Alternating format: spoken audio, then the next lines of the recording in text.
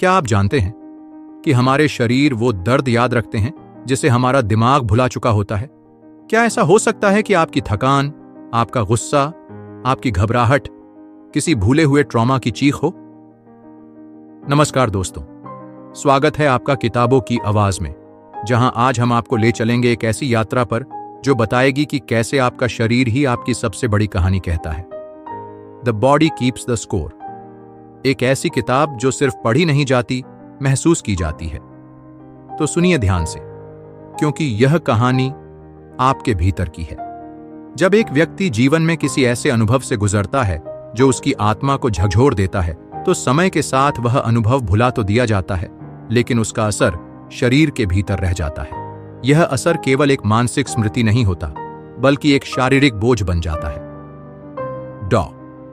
Basal van der कोल्क जैसे डॉक्टरों के लिए यह सवाल लंबे समय से पहेली बना रहा कि जब किसी व्यक्ति के मन से कोई याद मिट जाती है, तो शरीर क्यों अब भी उस दर्द को दोहराता है।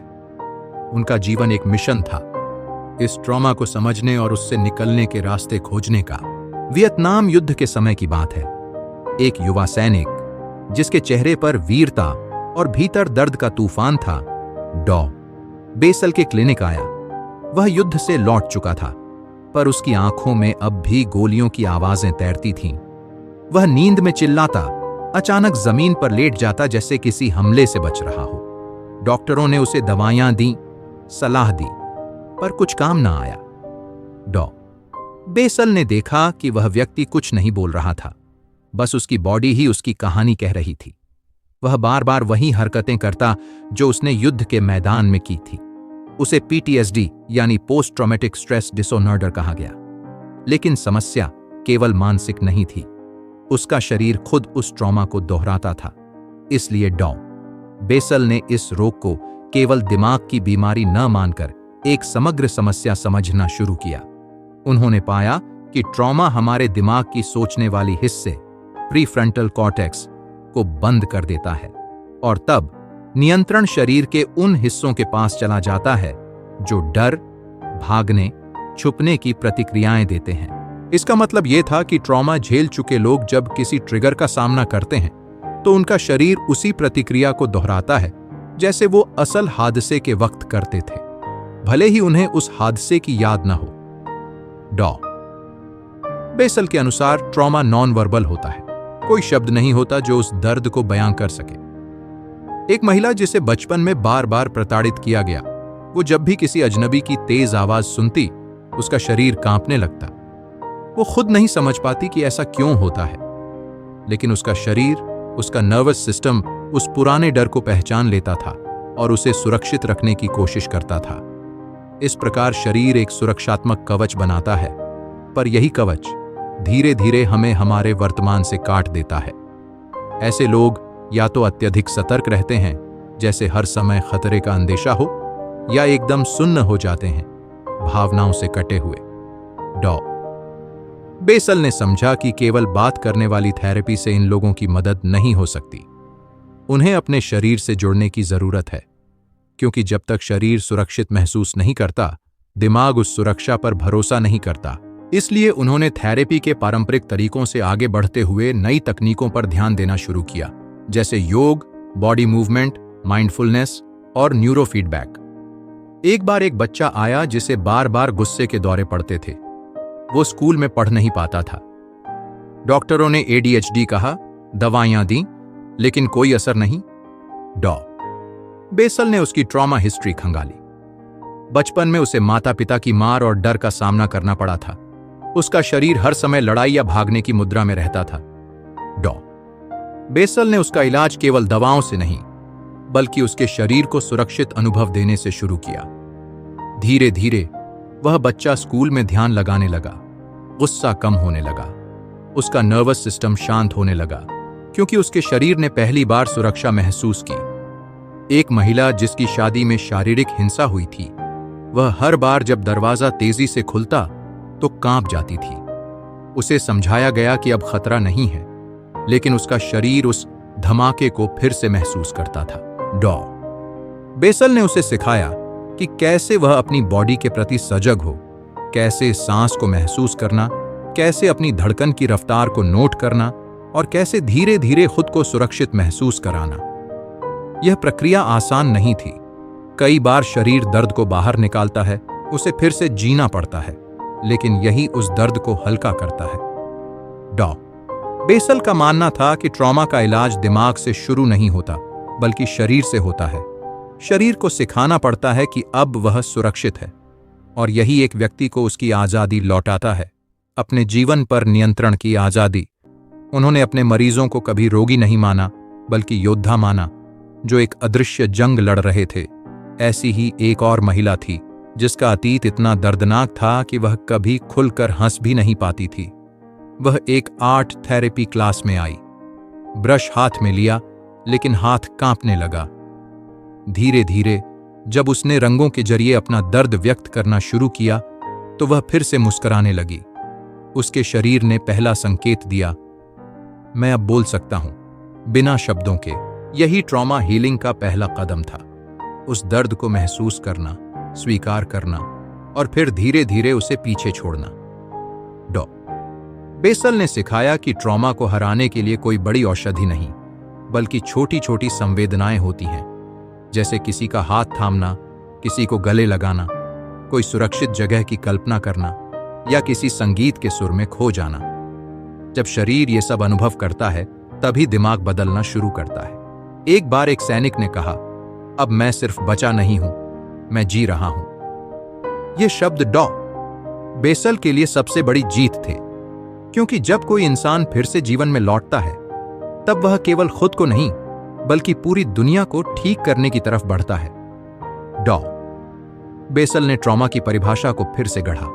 यह केवल एक दर्दनाक अनुभव नहीं था, बल्कि वह शक्ति भी थी, जो किसी व्यक्ति को नई गहराई, नई समझ और नई करुणा दे सकती थी, अगर उसे ठीक से संभाला जाए।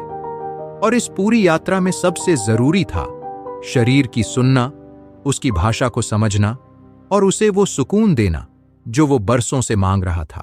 जब एक व्यक्ति जीवन में किसी ऐसे अनुभव से गुजरता है जो उसकी आत्मा को झकझोर देता है, तो समय के साथ वह अनुभव भुला तो दिया जाता है, लेकिन उसका असर शरीर के भीतर रह जाता है।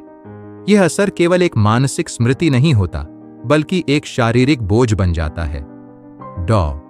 बेसल वैन डर कोल्क जैसे डॉक्टरों के लिए यह सवाल लंबे समय से पहेली बना रहा कि जब किसी व्यक्ति के मन से कोई याद मिट जाती है, तो शरीर क्यों अब भी उस दर्द को दोहराता है। उनका जीवन एक मिशन था, इस ट्रॉमा को समझने और उससे निकलने के रास्ते खोजने का। वियतनाम युद्ध के समय की बात है। एक युवा सैनिक, जिसके चेहरे पर वीरता और भीतर दर्द का तूफान था, डॉ. बेसल के क्लिनिक आया। वह युद्ध से लौट चुका था, पर उसकी आंखों में अब भी गोलियों की आवाजें तैरती थीं। वह नींद में चिल्लाता, अचानक जमीन पर लेट जाता जैसे किसी हमले से बच रहा हो। डॉक्टरों ने उसे दवाइयां दी, सलाह दी, पर कुछ काम ना आया। डॉ. बेसल ने देखा कि वह व्यक्ति कुछ नहीं बोल रहा था, बस उसकी बॉडी ही उसकी कहानी कह रही थी।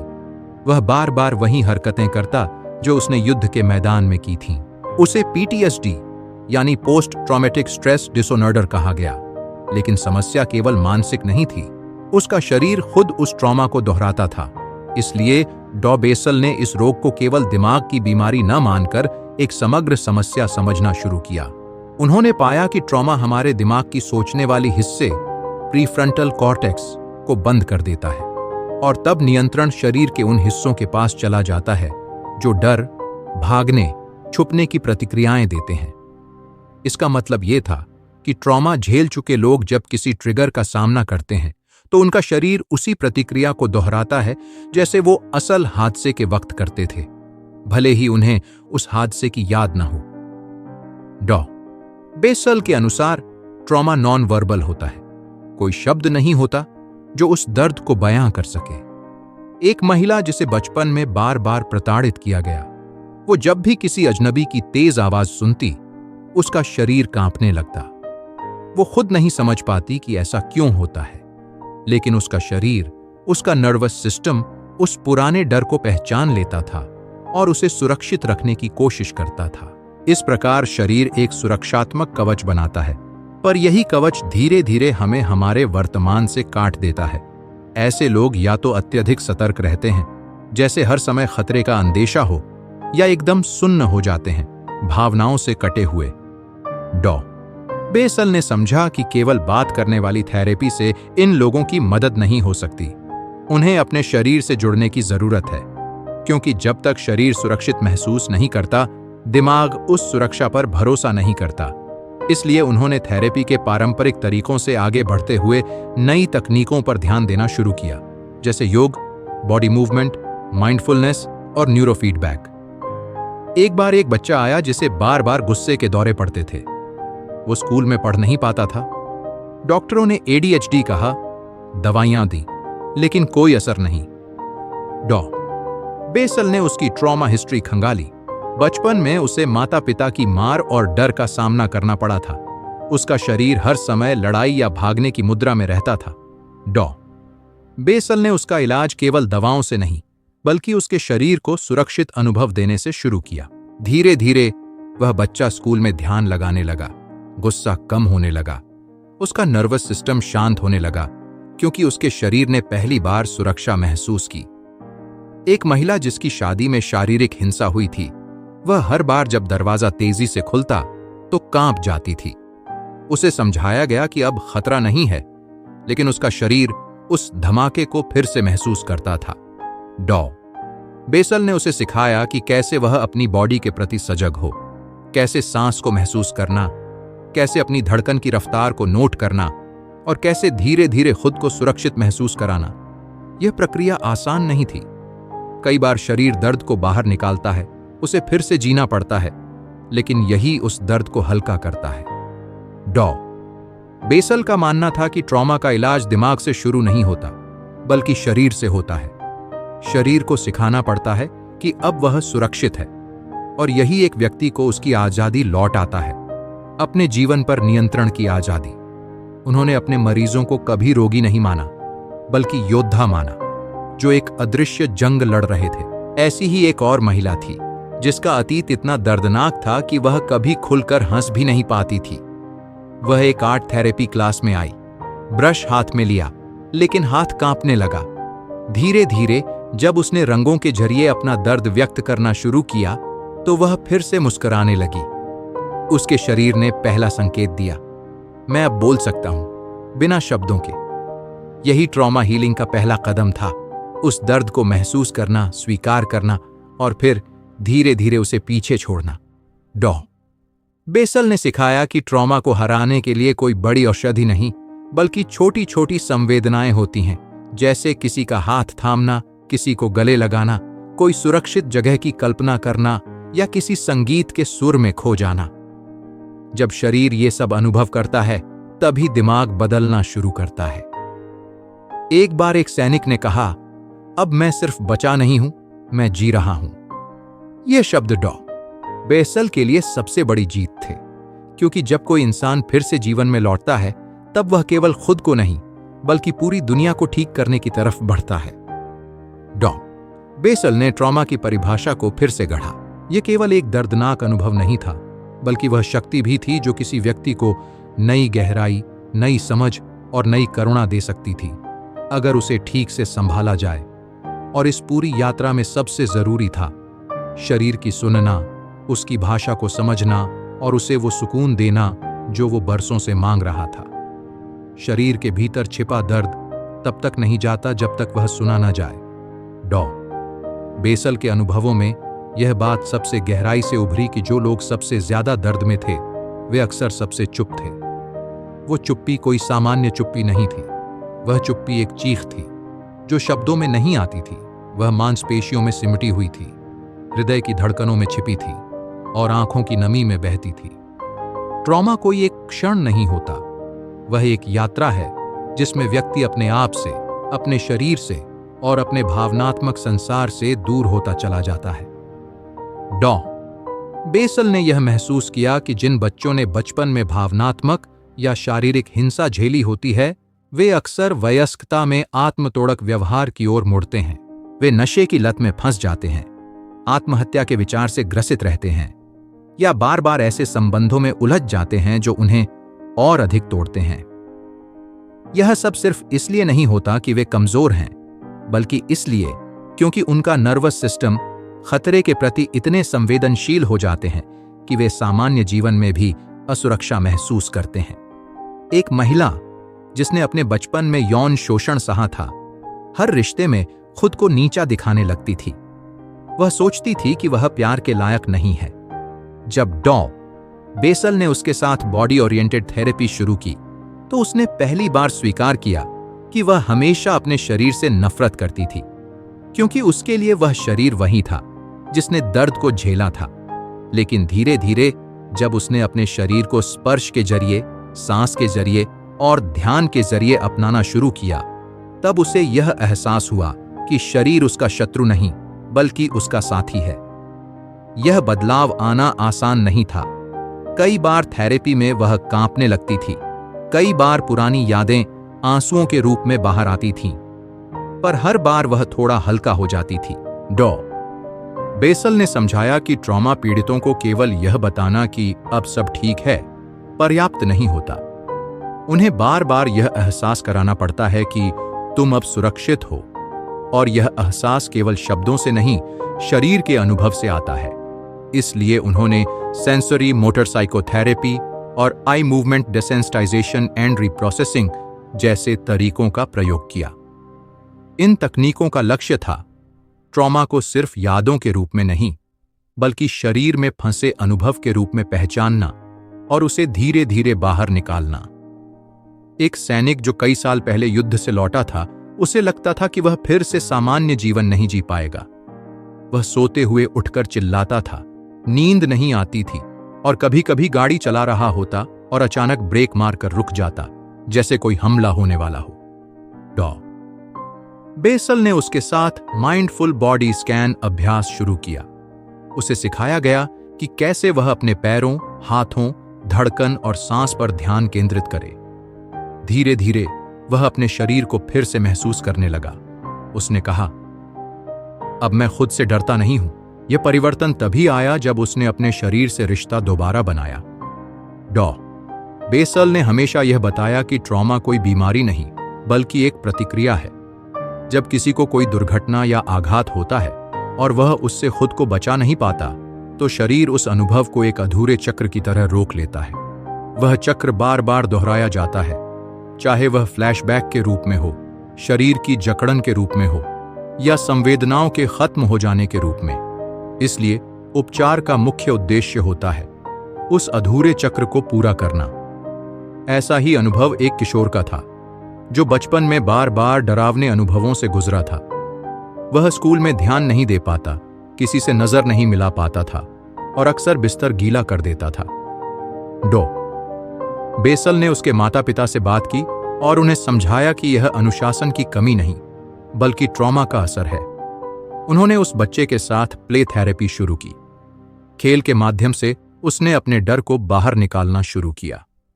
एक दिन उसने एक टॉय सोल्जर को हाथ में लेकर कहा, यह मैं हूं और यह छुप रहा है। वह पहली बार अपने दर्द को पहचान पा रहा था।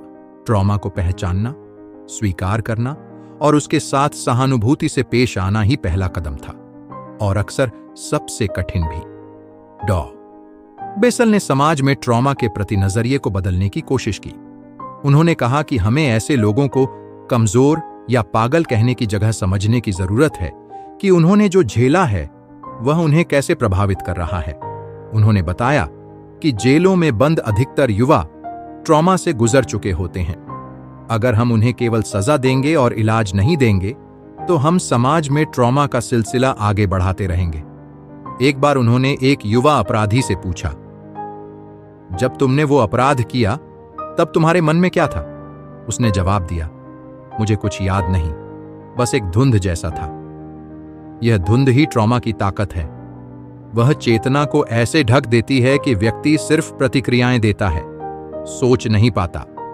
इसीलिए डॉ बेसल ने कहा, हम हर पीड़ित को एक कहानी देने की जरूरत है, एक ऐसा ढांचा जिसमें वह अपने अनुभव को समझ सके, क्योंकि जब तक वह समझ नहीं आता, तब तक शरीर उस कहानी को बार बार दोहराता रहेगा।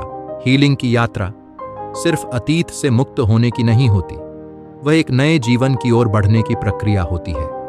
डॉ बेसल ने देखा कि जब कोई व्यक्ति अपने ट्रॉमा को समझने लगता है, उसे स्वीकार करता है और शरीर के जरिए उसे प्रोसेस करता है, तो वह फिर से जुड़ने लगता है, खुद से, अपने रिश्तों से और दुनिया से। एक ऐसा जुड़ाव जो पहले टूट चुका था। उन्होंने कई केस स्टडीज में देखा कि जिन लोगों ने अपने शरीर के साथ दोबारा रिश्ता बनाया, उन्होंने जीवन को नए नजरिए से देखना शुरू किया। एक युवा महिला जो वर्षों तक डिप्रेशन और आत्महत्या के विचारों से जूझती रही थी, जब उसे एक ट्रॉमा सेंसिटिव योगा ग्रुप में शामिल किया गया तो वह पहले दिन चुप रही। दूसरे हफ्ते उसने सिर्फ एक मुद्रा की। तीसरे हफ्ते उसने कहा, आज मेरी सांसें थोड़ी गहरी थीं। यही शुरुआत थी। डॉ. बेसल हमेशा कहते थे, ट्रॉमा से हीलिंग एक पल में नहीं होती, यह धीरे धीरे होता है, एक सांस, एक हरकत, एक भरोसे के साथ। उन्होंने सेल्फ रेगुलेशन की महत्ता को समझाया। जब व्यक्ति को यह महसूस होता है कि अब वह अपनी प्रतिक्रियाओं पर नियंत्रण रख सकता है, चाहे वह डर हो, गुस्सा हो या बेचैनी, तो वह खुद को फिर से शक्तिशाली महसूस करता है। और यही आत्मनियंत्रण आत्मसम्मान की नींव बन जाता है।